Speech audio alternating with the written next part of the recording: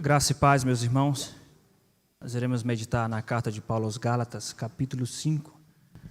Gálatas, capítulo 5, versículo de número 25. Gálatas, capítulo 5, versículo 25 e 26.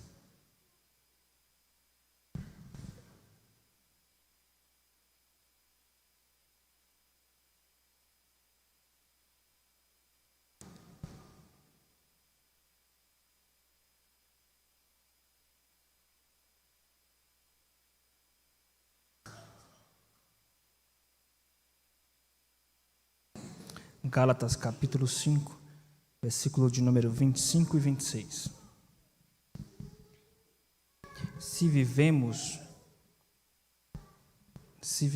no Espírito, andemos também no Espírito. Não nos deixemos possuir de vanglória, provocando uns aos outros, tendo inveja uns dos outros.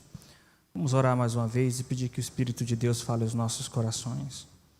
Senhor nosso Deus, nós dependemos do Teu Santo Espírito na ministração da Tua Palavra. Abre nosso entendimento, Pai, e revela-nos o mais profundo da Tua Palavra e fala o mais profundo do nosso ser na Tua Palavra. A Tua Palavra é espada cortante que penetre em nosso ser. Sê conosco, Senhor, glorifica o Teu nome, em nome de Jesus. Amém. Um dos conceitos mais distorcidos no seio da igreja é o conceito a respeito do batismo com o Espírito Santo, ou do enchimento com o Espírito Santo. Há muita confusão na terminologia, há muita confusão de termos, de sentido do que significa enchimento do Espírito Santo, ser cheio do Espírito Santo. As igrejas, na maioria das vezes, ou a maioria das igrejas, acreditam que ser cheio do Espírito Santo, ser batizado com o Espírito Santo, diz respeito a experiências sobrenaturais, experiências espirituais, e essas experiências se evidenciam em falar em línguas, em dançar, em pular, em gritar. São experiências que as pessoas advogam para si o título de uma pessoa cheia do Espírito Santo. E aqueles que não experimentam isso, ou aqueles que não passam por isso, até se sentem mal. As pessoas que são desse meio se sentem mal. Aqueles que não falam em línguas, que não têm essas experiências e pensam, será que eu sou cheio do Espírito Santo? Será que eu sou salvo? Talvez você, se um dia você foi parte deste meio e não passou por essas experiências, talvez você até se sentisse mal. Será que eu sou diferente porque eu não passo por isso? Na verdade, as pessoas entendem de forma muito equivocada, a maioria das pessoas no Brasil, o que significa enchimento do Espírito, o que significa ser cheio do Espírito Santo. Meus irmãos, ser cheio do Espírito Santo significa duas coisas, não esqueça disso. Significa duas coisas. Ser cheio do Espírito Santo significa poder do Espírito e fruto do Espírito. Uma pessoa que é cheia do Espírito Santo não tem apenas o poder do Espírito. Uma pessoa que é cheia do Espírito Santo não tem apenas o fruto do Espírito. Uma pessoa que é cheia do Espírito Santo, ela tem as duas coisas. Ela tem o poder do Espírito Santo e ela tem o fruto do Espírito Santo. Uma pessoa cheia do Espírito Santo não apenas anuncia Jesus com autoridade, não apenas evangeliza com autoridade, não apenas ganha alma, não apenas expulsa demônio, mas é uma pessoa que tem mansidão, que tem domínio próprio, que tem amor, que tem paciência, que tem fidelidade. E uma pessoa que tem o fruto do Espírito Santo, mas também não tem autoridade para pregar o Evangelho, ela tem o fruto do Espírito Santo, mas ela não pode ser considerada de maneira plena como uma pessoa cheia do Espírito Santo. Ser cheio do Espírito Santo significa isso, significa ter o poder do Espírito para anunciar Cristo com autoridade e significa ter o fruto do Espírito. Isso é ser cheio do Espírito Santo, isso é o derramar do Espírito Santo. Agora, meus irmãos, nós precisamos entender que é um dever nosso buscar esse enchimento do Espírito Santo. Não é uma opção. Nós devemos ser cheios do Espírito Santo. Efésios capítulo 5, versículo de número 16 e 18. Versículo 18 especialmente diz que nós devemos ser cheios do Espírito Santo. Sede cheios do Espírito Santo. Não vos embriagueis com vinho, mas enchei-vos do Espírito Santo. Deus quer que você seja uma pessoa cheia do poder de Deus. Você sabe o que é isso? Ou você vai falar como os discípulos de João, nunca nem ouvimos falar do Espírito Santo? Você já experimentou o poder do Espírito Santo em sua vida? Ou você é um crente que já tem anos de igreja e nem sabe o que é poder de Deus? Só ouve falar do poder de Deus? Você precisa experimentar o poder do Espírito Santo. Mas não é para você ter experiências no culto, pulando, gritando, e depois vai para casa e volta e maltrata a esposa, maltrata o marido, maltrata os filhos. Você tem que ser cheio do Espírito Santo, mas ter o fruto do Espírito. É uma ordem de Deus. ser cheio do Espírito Santo, ter o poder do Espírito Santo e ter o fruto do Espírito.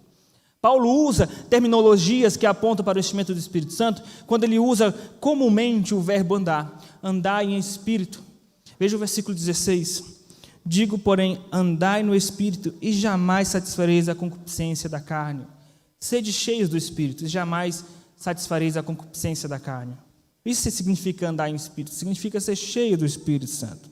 E se você é crente, você vive no Espírito Santo. E se você vive no Espírito Santo, você precisa andar no Espírito e ser cheio do Espírito. É o que Paulo diz no versículo 25. Se vivemos no Espírito, andemos, é uma ordem, andemos também no Espírito. Se você vive no Espírito, ou seja, viver no Espírito, meus irmãos, não é viver em transe. O que está acontecendo com você? Não, estou no Espírito. Mas você não vai evangelizar, não, estou no Espírito. Viver no Espírito não é andar em transe espiritual. Viver no Espírito aqui significa, já que o Espírito vive em você e você está no Espírito Santo, então que você busque andar com Deus, que você busque andar no Espírito Santo, que significa ser cheio do Espírito Santo. É uma ordem. Agora veja que Paulo interliga o versículo 25 ao 26, porque no versículo 26 ele vai demonstrar alguns empecilhos, alguns obstáculos que impedem o enchimento do Espírito. Uma vez que ele nos dá esta ordem no versículo 25, para nós andarmos no Espírito, e no versículo 26 ele vai apontar, meus irmãos, pecados que impedem esse enchimento do Espírito Santo. É possível, sim, haver obstáculos na vida do crente que impedem o enchimento do Espírito Santo, ou o seu enchimento do Espírito de Deus. Se você tiver algum desses pecados, se você estiver vivenciando alguns desses pecados, você não é cheio do Espírito e nem vai ser cheio do Espírito Santo nunca enquanto você não abandonar esses pecados. A Bíblia diz em João capítulo 7, meus irmãos, que aquele que crê em Jesus, do seu interior fluirão rios de água viva. Fluir rios de água viva. É necessário que dentro de nós haja um fluir. Essa palavra fluir, ela tomou uma conotação muito mística, né? Por causa do movimento gospel, deixa fluir. Você está sentindo mover, está sentindo fluir. Observe que o verbo sentir vem antes, né? Você está sentindo, chega em casa é uma bagunça. O casamento é uma bagunça, a família é uma bagunça, a vida espiritual é uma bagunça, mas na igreja, no culto, ela sente o fluir. Já passou por isso? Na igreja, se o culto não tiver o fluir, o culto não foi bom. O culto hoje foi frio, assim, eu não senti. Que sentir? Você tem que mudar o seu caráter. Quer sentir, você quer viver em transe? Você tem que mudar o seu caráter. É claro que Deus, em sua soberania e em sua providência amorosa, Ele pode fazer com que você usufrua de algum tipo de experiência espiritual, mas se o seu caráter não mudar, isso não significa nada. Você pode ter um encontro com a luz sobrenatural. Você está voltando para o caminho de casa, igual o Paulo, está voltando para casa, de repente aparece uma luz, você vê, eu vi um anjo. Mas se não mudar o caráter não quer dizer nada. Para de buscar experiências, de buscar o fluir. Você tem que buscar ser cheio do Espírito Santo. E dentro do seu interior, se você quer em Cristo, há de fluir rios de água viva, que significa o poder e o fruto do Espírito Santo.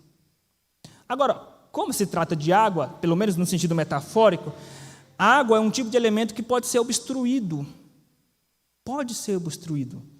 Ou seja, existem obstáculos que podem obstruir o fluir do Espírito Santo em seu caráter e em sua vida.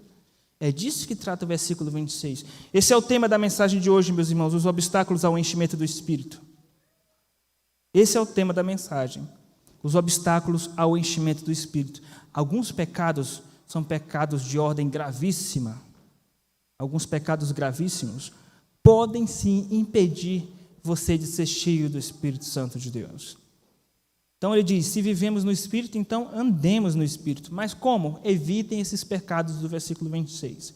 Pecados que obstruem o enchimento do Espírito. Obstáculos ao enchimento do Espírito. O primeiro obstáculo ao enchimento do Espírito, meus irmãos, é a vanglória. Veja o versículo de número 26.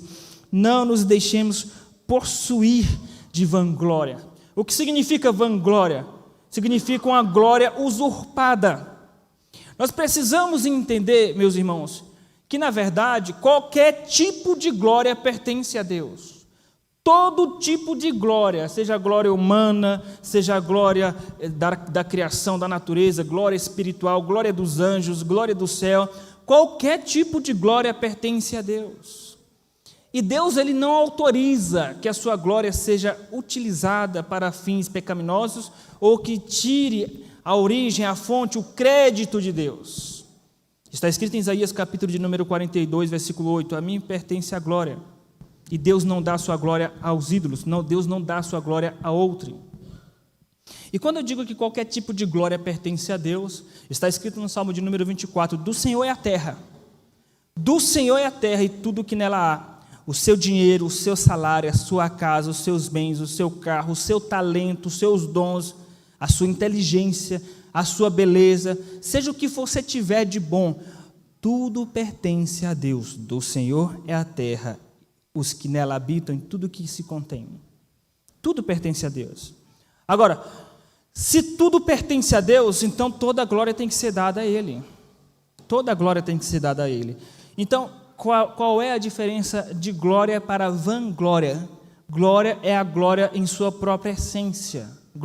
Glória dos céus, os céus manifestam a glória de Deus. Agora, o que é vanglória? A vanglória é a glória sem ser dado o crédito. Quando você usufrui de glória e não dá essa glória a Deus. Lembra desse verbo, dessa expressão bíblica? Dá glória a Deus. Quando você não dá glória a Deus, você está praticando ou vivenciando uma vanglória. Dar glória a Deus, meus irmãos, não é simplesmente gritar no culto. As pessoas me perguntam, pastor, podemos dar glória a Deus no culto? Veja a preocupação infantil das pessoas. Sim, é preocupação infantil. Pastor, não pode, pastor, bater uma palmazinha e tal, assim, um remeleixo aqui, acolá, na hora do ritmo mais agitado. Você está preocupado com isso? E o seu caráter? Está preocupado se no culto você pode usar a expressão glória a Deus, enquanto no coração você é soberbo, arrogante, vaidoso, quer a glória para si, mas no culto quer demonstrar espiritualidade. Glória a Deus, dê um glória, meu irmão, dê um glória. Você acha que Deus está preocupado com o seu glória verbal? Enquanto o seu coração você não atribui glória a Ele quando precisa? Nós precisamos entender, meus irmãos, que uma pessoa soberba, arrogante, que não dá glória a Deus, além de vivenciar uma vanglória, ela não vai ser cheia do Espírito Santo. Não vai ser cheia do Espírito Santo. Por quê? Porque a vanglória, que é a mesma coisa que soberba, é um tipo de pecado gravíssimo. Gravíssimo. Foi por causa desse pecado que Deus castigou severamente o rei Davi, depois que ele pediu para fazer um recenseamento para saber o tamanho do seu exército. Ele esqueceu que quem deu a vitória para ele foi Deus. Ele esqueceu por algum momento. Ele achou então que era a força do seu exército. Ele esqueceu de Deuteronômio, capítulo de número 8, versículo 17 e 18. Não diga em teu coração, a força do meu braço me fez adquirir estas riquezas. Ele esqueceu. Então Deus mandou uma disciplina severa para ele. Está escrito em Daniel capítulo 5 que por causa da soberba do coração de Nabucodonosor, Deus lhe castigou, transformando ou fazendo com que ele vivesse como um animal por anos, por causa da soberba. A soberba, a vanglória foi que fez Deus expulsar Satanás do céu. Está escrito em 1 Timóteo capítulo de número 3, versículo 6, que o pecado de Satanás foi a soberba. É necessário que um oficial da igreja não seja neófito para não incorrer na condenação de Satanás, que foi a soberba. O que é a soberba? É a vanglória. A vanglória. Então, é um pecado gravíssimo. Foi o pecado de Satanás, foi o pecado de Eva, porque ela quis ser como Deus. Satanás disse, se você comer desse fruto, você vai ser como Deus. Aquilo subiu no coração dela.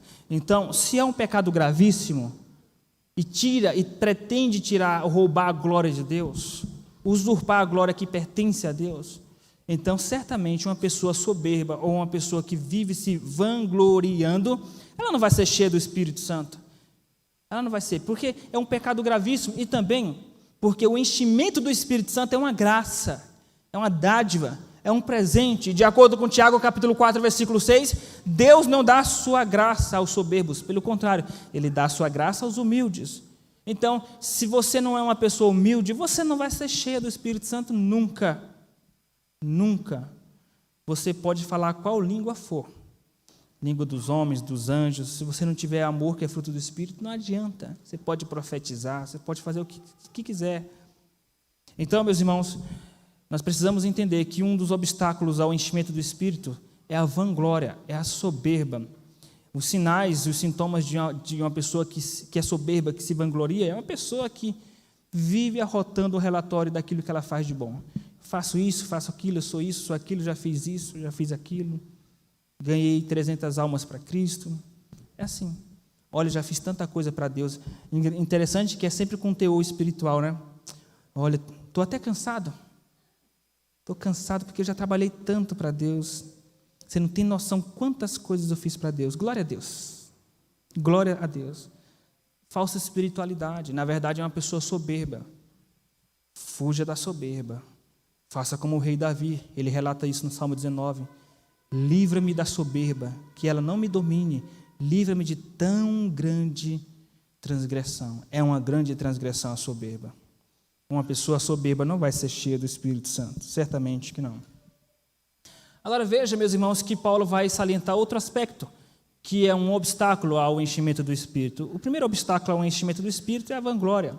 O outro obstáculo ao enchimento do Espírito, meus irmãos, é a desunião, a falta de amor entre os irmãos. Versículo de número 26. Não nos deixemos possuir de vanglória, provocando uns aos outros. A provocação, provocar uns aos outros. Na igreja dos Gálatas haviam crentes que estavam provocando uns aos outros, provocando a desunião, machucando uns aos outros, ferindo uns aos outros. Veja o versículo de número 13.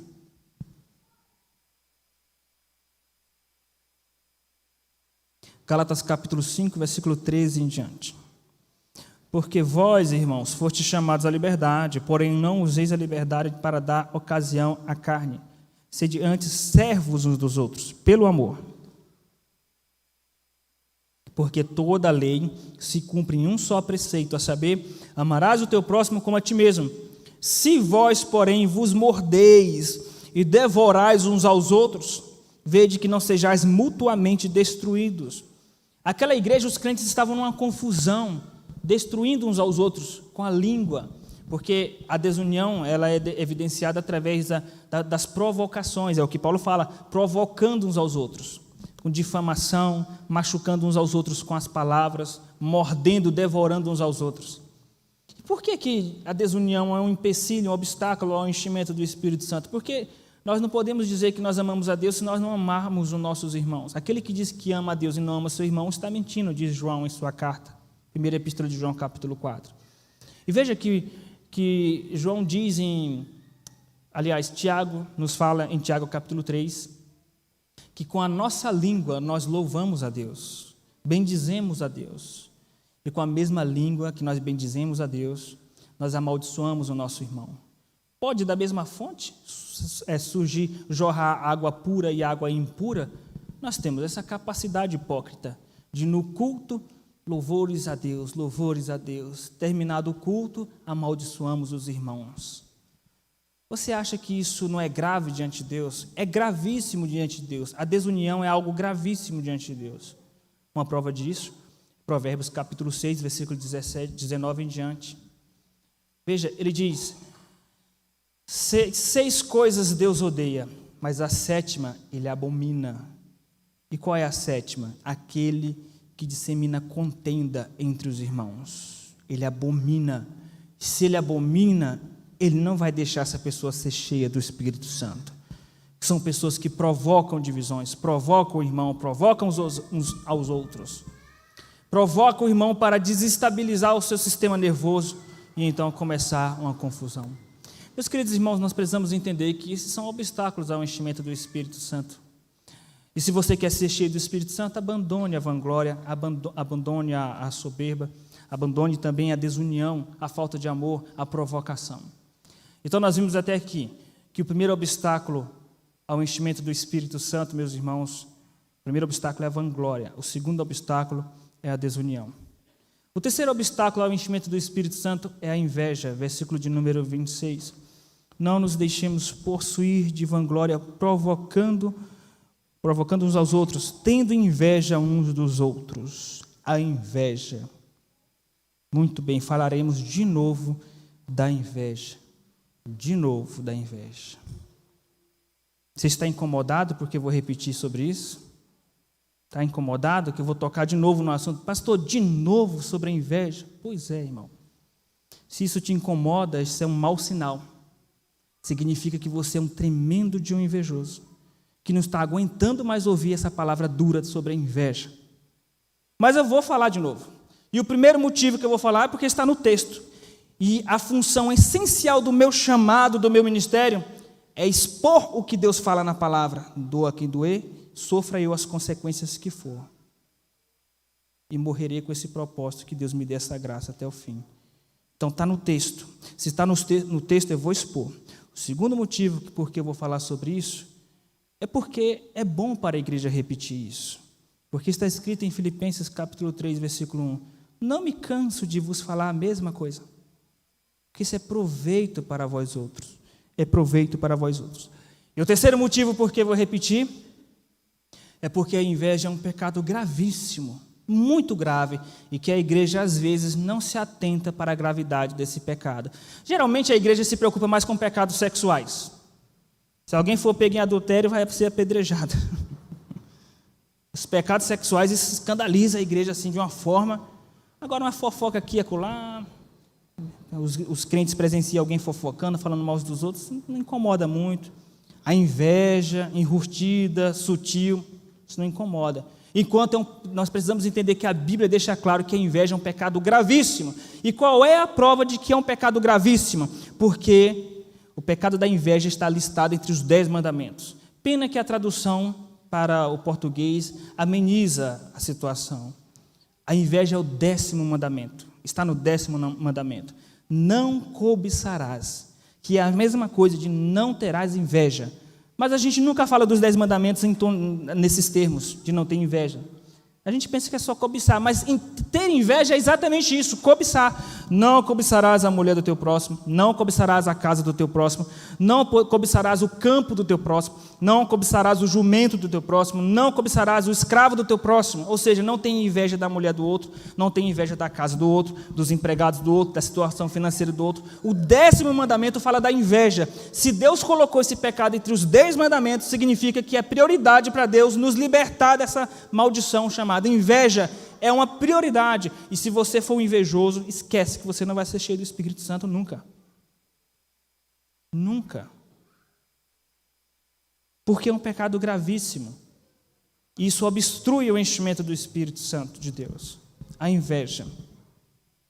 Meus irmãos, nós precisamos entender, eu não vou relatar todo o sermão que eu preguei recentemente, só referente à obra da carne chamada inveja, mas sim, eu vou relembrar alguns conceitos que são essenciais a esse respeito. Nós precisamos entender quais são os alvos da inveja. Bens materiais, pessoas que cobiçam o carro do outro, cobiçam a casa do outro. Dons e talentos, pessoas talentosas são alvos de inveja.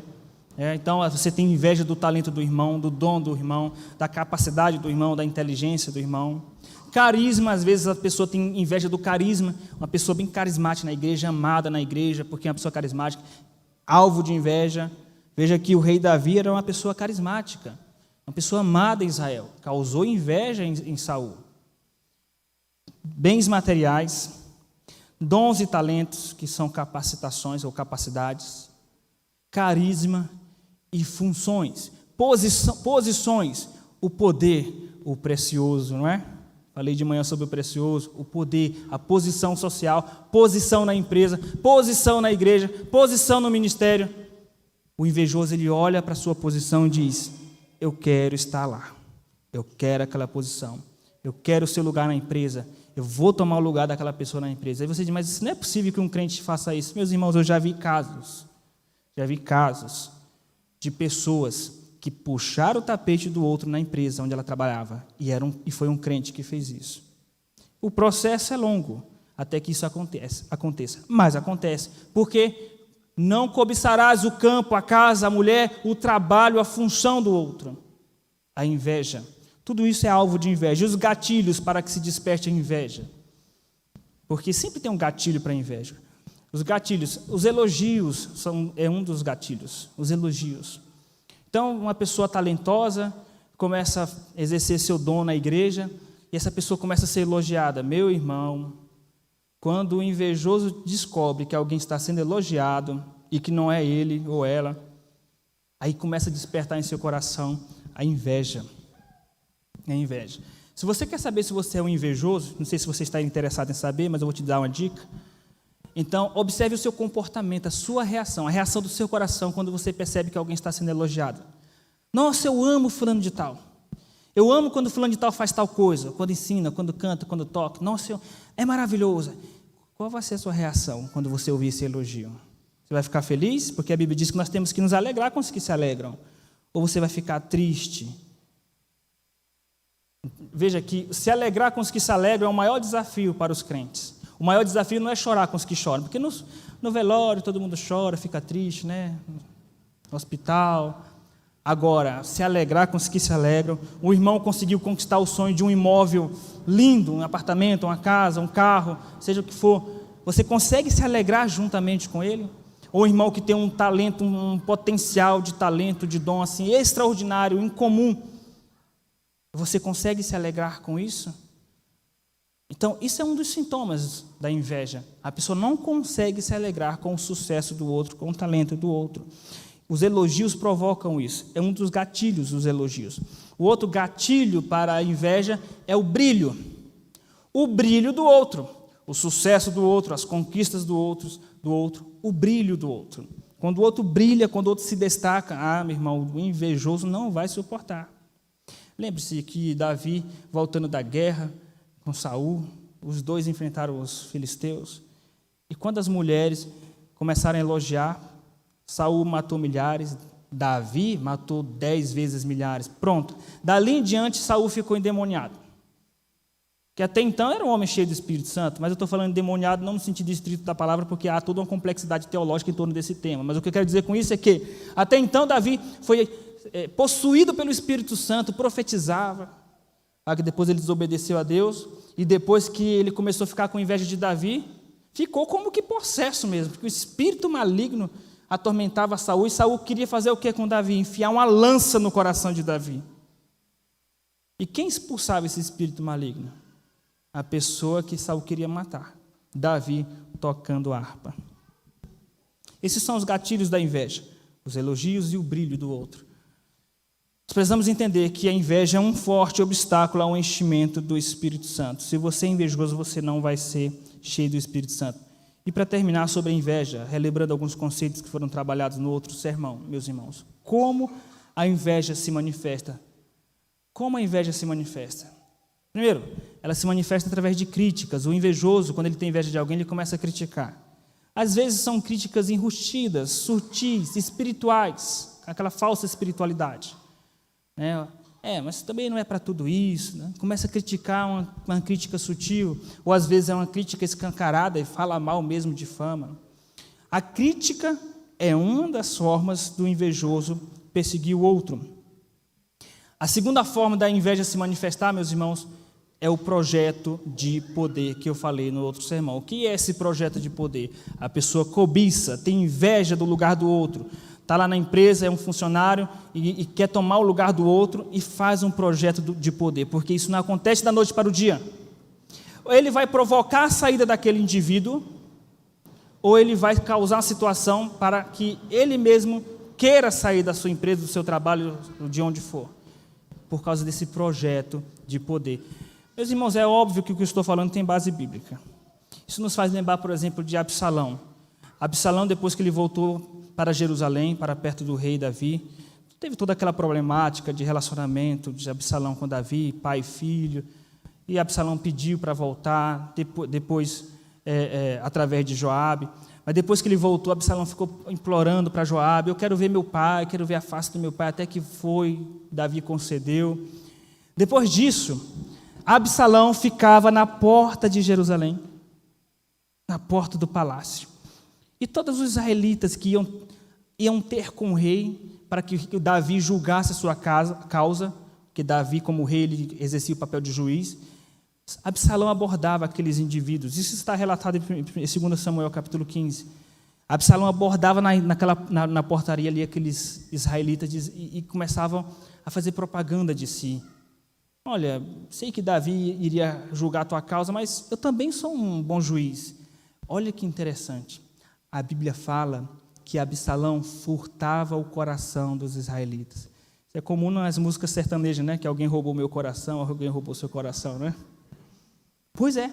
2 Samuel capítulo 15, a Bíblia diz que Absalão estava furtando o coração dos israelitas. Significa que o coração dos israelitas não pertencia a ele. Pertencia a outra pessoa. A quem? Davi. Absalão foi lá e furtava com palavras e com um processo de manipulação. E depois foi desgastando Davi, desgastando a imagem de Davi, até causar a queda temporária do rei Davi. Absalão, ele traçou um plano, uma estratégia, um projeto de poder para tirar Davi do seu lugar. Meus irmãos, isso tudo tem uma raiz, inveja. E se a pessoa vive esse tipo de situação, certamente nunca, jamais vai ser cheio do Espírito Santo, porque o Espírito Santo dá a sua graça aos humildes. 3 obstáculos ao enchimento do Espírito Santo. Se você quer ser cheio do Espírito Santo, fuja desses pecados. Fuja da vanglória, fuja da desunião, fuja da inveja. Esses são os 3 obstáculos ao enchimento do Espírito Santo: vanglória, desunião, inveja. Vanglória, desunião, inveja. Se você vive no Espírito, então ande no Espírito, seja cheio do Espírito, mas para isso, abandone esse tipo de pecado, fora as consequências disciplinares da parte de Deus. Que Deus nos abençoe, irmãos. Fiquemos de pé para fazermos a oração.